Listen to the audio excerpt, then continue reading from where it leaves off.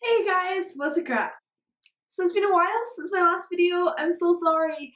I have had a really stressful and really important time with prelims and exams.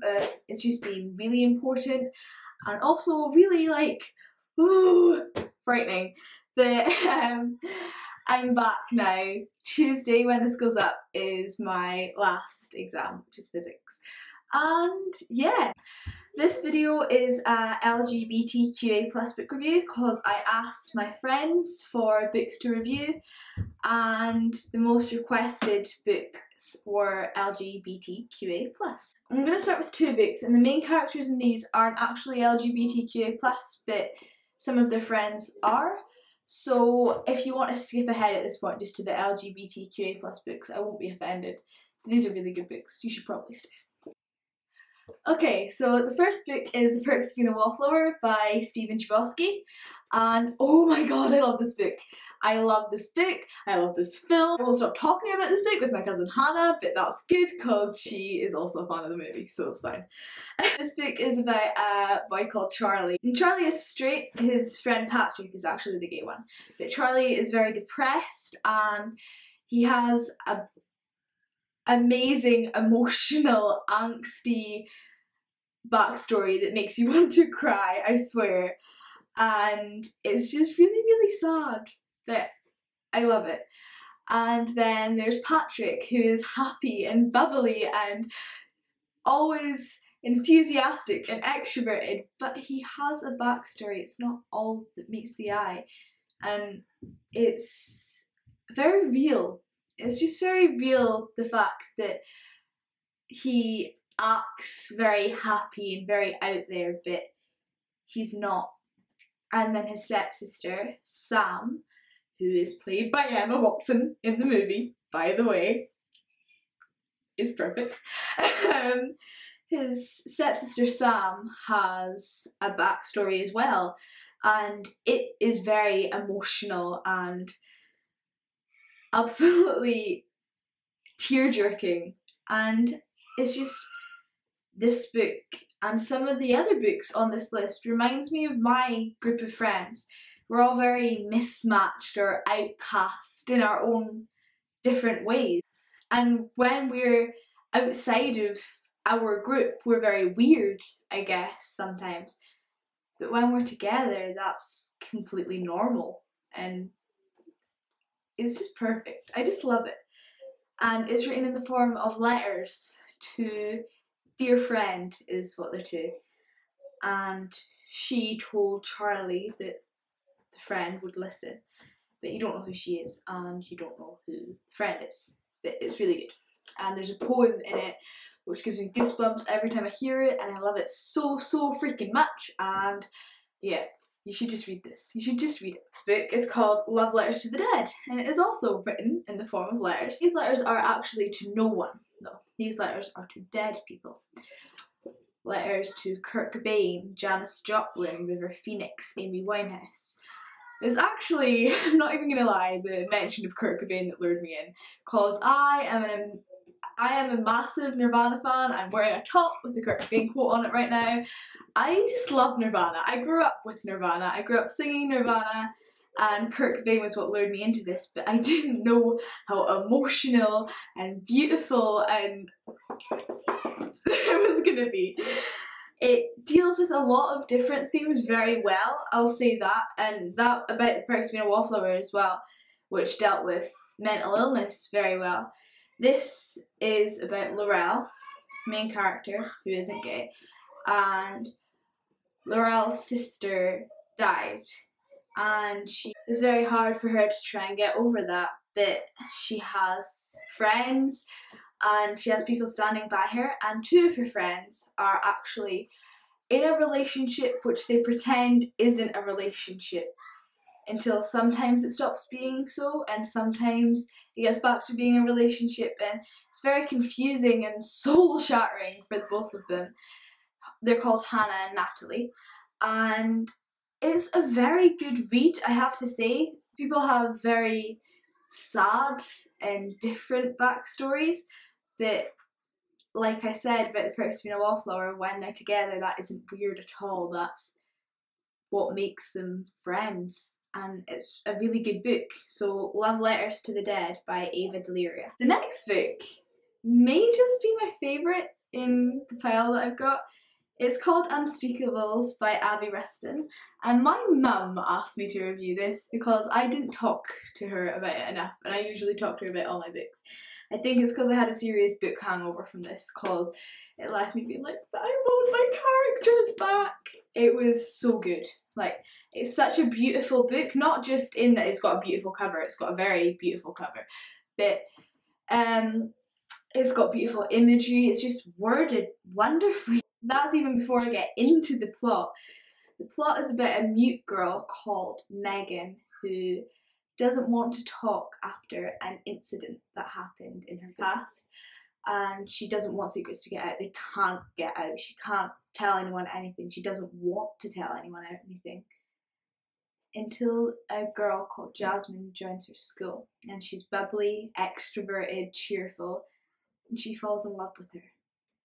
And then there's something that Megan wants to tell someone.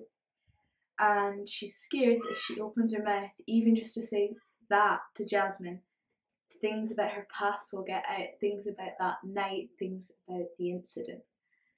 And it's just so good, so beautiful, and I love it. Please read it. Talk to me about it. Read it and talk to me about it, please. I love it. The next one is, okay, I'm just gonna put this out there before I even show you what it is. It's very Tumblr. It's so Tumblr. And I am so Tumblr. So I love this book. It's called Simon versus the Homo Sapien Agenda by Becky Albertalli. It's about a guy called Simon Spire, I think his name is. He's 16 and he meets this boy on Tumblr who goes to his school.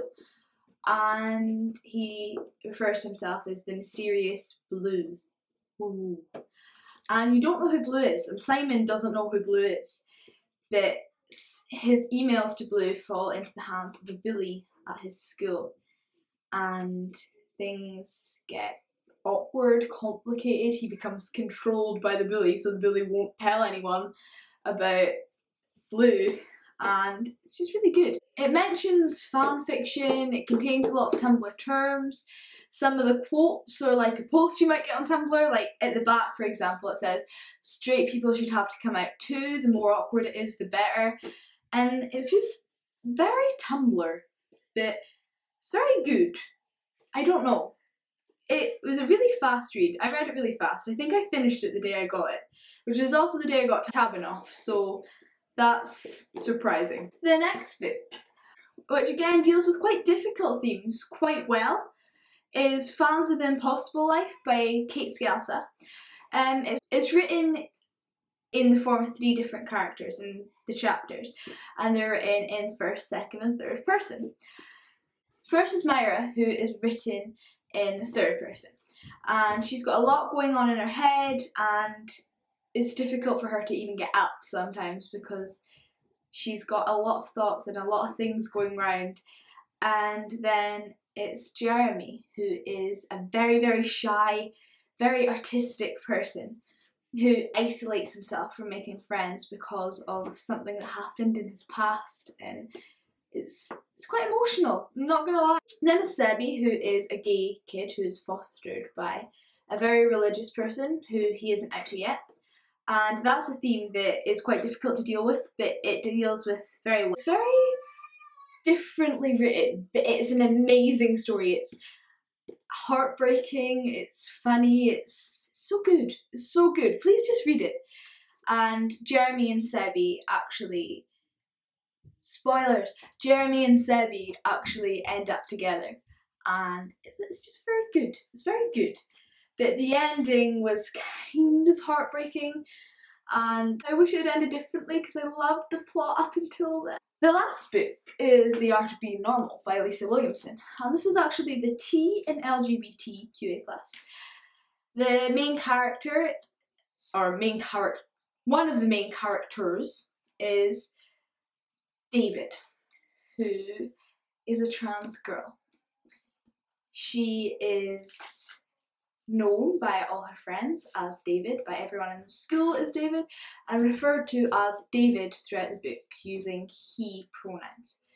But she identifies as a girl, which is why I'm using she. And I don't know if I like the fact that she's constantly referred to David and using he pronouns. That kind of was a bit of a letdown because the book's plot was really good, but that's just a bit, you were so close, but you just sort of fell at the last hurdle. And then there's a boy in David's school called Leo, and he gains the attention of a really popular, really pretty sort of girl who then falls out with him after learning that Leo is a trans guy. Female to male trans guy. And then Leo and David meet, and it's very romantic, very pretty, and it's a good concept. It's just the way it was written. You just referred to David as she and her girl name, and it would just be so much better. Oh, it just last hurdle, and it fell, and it was so close. It was so close. I do have a bunch of other books I could have reviewed in this video, not just that 6. For example, there is The Bane Chronicles about Magnus Bane, an 800-year-old freewheeling bisexual warlock in the Mortal Instruments series. But I'm going to review that with the Infernal Devices and possibly the Mortal Instruments, though I didn't read that last year. And I could have reviewed Will Grayson, for example, but I have a lot of books by John Green that I'm just going to review all together. So that has been my LGBTQA+ book review, and I hope you enjoyed it. I will see you next Tuesday for another book review, and on Sunday for a main sort of video thing. Until then, I will see you guys later. Keep smiling, stay happy, I hope you're doing okay, and bye!